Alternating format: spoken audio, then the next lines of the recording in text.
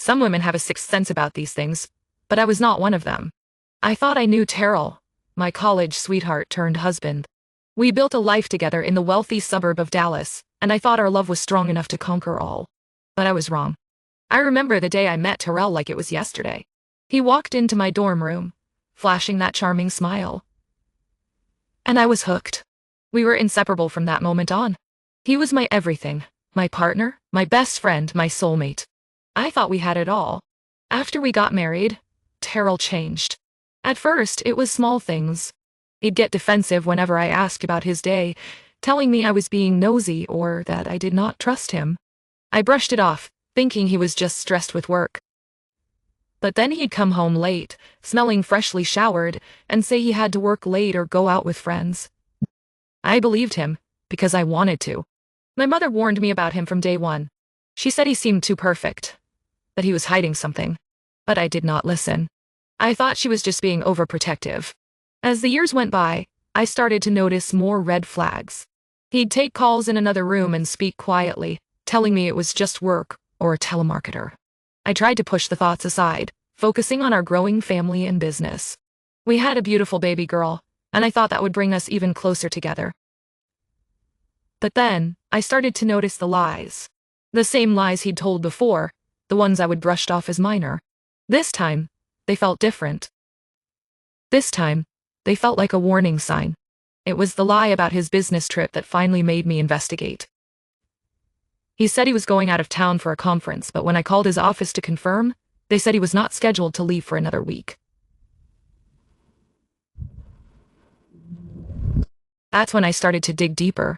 I went downstairs to do laundry, and that's when I saw it. A pair of women's clothes that weren't mine. My heart sank, but I told myself it was probably just a friend's or something. But then I saw the keys. Copies of keys to our house. Who would have those? My mind was racing as I searched our room, my hands shaking as I opened drawers and closets. That's when I found the letters, the ones from another woman. My world came crashing down. I felt like I had been punched in the gut. I could not breathe. I could not think. All I could do was wonder. Who was she? How long had this been going on? The answers came later, when I confronted Terrell. But for now, I just sat there, holding those letters, feeling like my whole life was a lie. You know, I always thought I was the problem.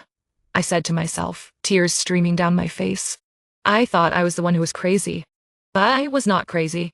Terrell was. He was the one who had been lying to me, manipulating me, using me.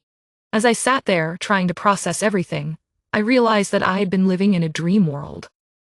A world where Terrell was my knight in shining armor, and I was his damsel in distress. But that world was a lie. It was time for me to wake up. I took a deep breath, trying to calm myself down. I knew I had to confront Terrell, but I was not sure if I was ready. I was not sure if I was strong enough. But as I looked around our beautiful home, our life together, I knew I had to do it. I had to fight for myself, for my children, for our business. I had to take back control. And so, I stood up, determination coursing through my veins. I was ready to face Terrell, to face the truth. I was ready to take back my life. Terrell, I said, my voice cold and calculated. We need to talk. He looked up from his phone, a mixture of guilt and innocence on his face. What's wrong? He asked, trying to sound concerned.